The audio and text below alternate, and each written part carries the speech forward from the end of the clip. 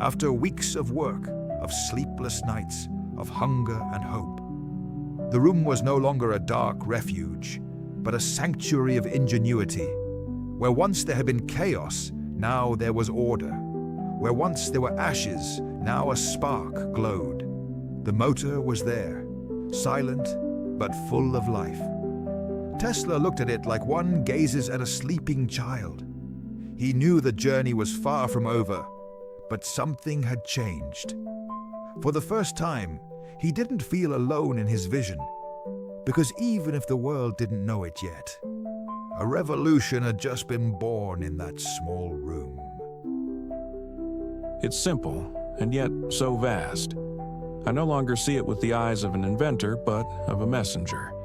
This isn't just a machine. It's the answer to a world that doesn't yet know what it needs. The walls were no longer enough to contain his ambition. Tesla knew it. The motor was only the first step. His true destiny lay beyond the ocean, where there were still those who remembered his earliest dreams. And so, with steady hands, he wrote a letter, not to a patron nor a banker, but to someone who had believed in him from the very beginning, Charles Batchelor.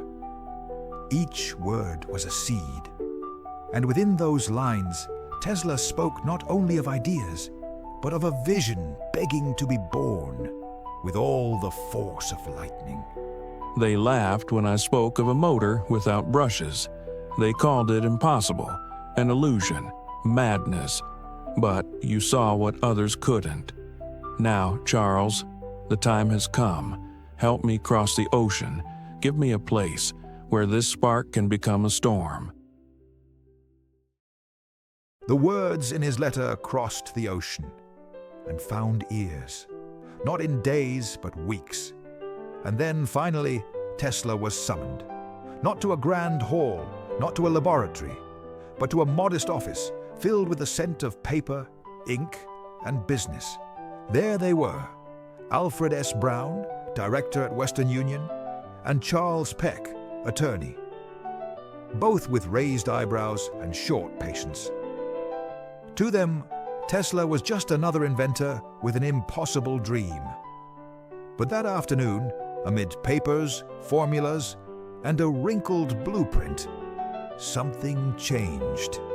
For the first time, someone listened without laughing. I didn't come to convince you with words. I came to show you how the world can turn without being touched. And you're saying this can spin without contact?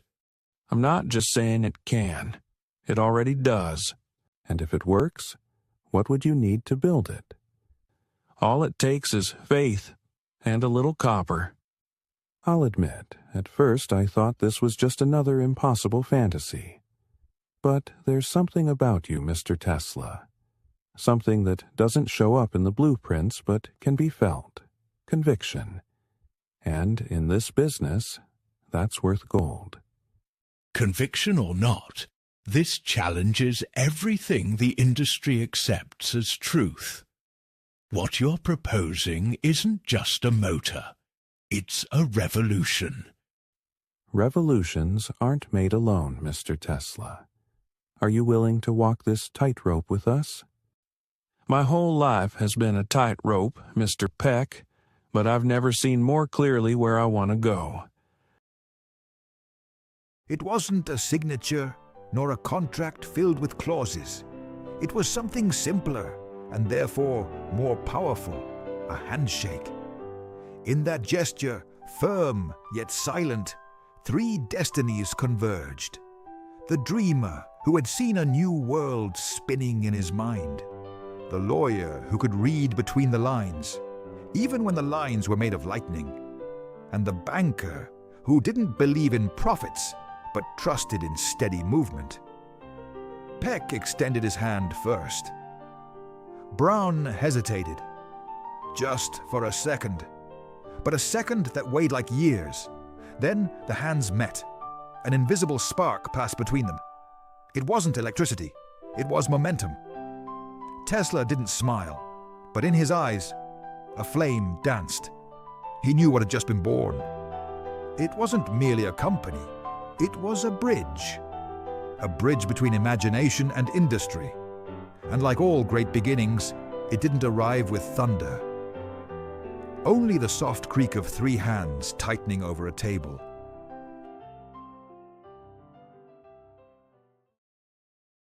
The ink was still fresh when Tesla signed his first formal contract. It wasn't just a piece of paper. It was a legal spark that ignited the machinery of his dreams. Brown and Peck understood it well. What Tesla offered wasn't a machine. It was a vision, one that could alter the very pulse of the world. The office smelled of old paper and polished wood. But to Nikola, that place was a temple. Because in that very moment, something was born. The Tesla Laboratory, officially.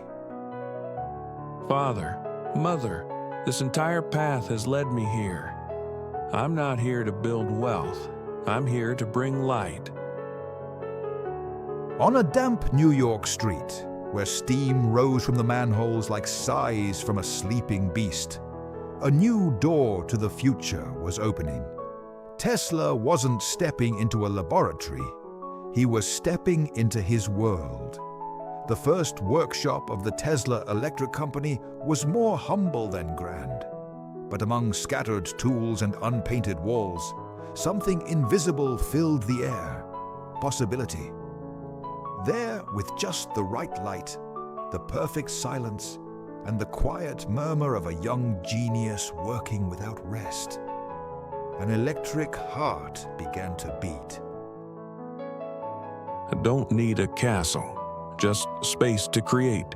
Every wire, every spark, every line is an extension of my mind. Here, I will set the world in motion. The echo of his footsteps creaked through the wooden floor. Tesla was no longer a solitary dreamer. At last, he had a place where his ideas could take shape. That empty room, with bare walls and dust suspended in the morning light, wasn't just a workshop. It was a sanctuary.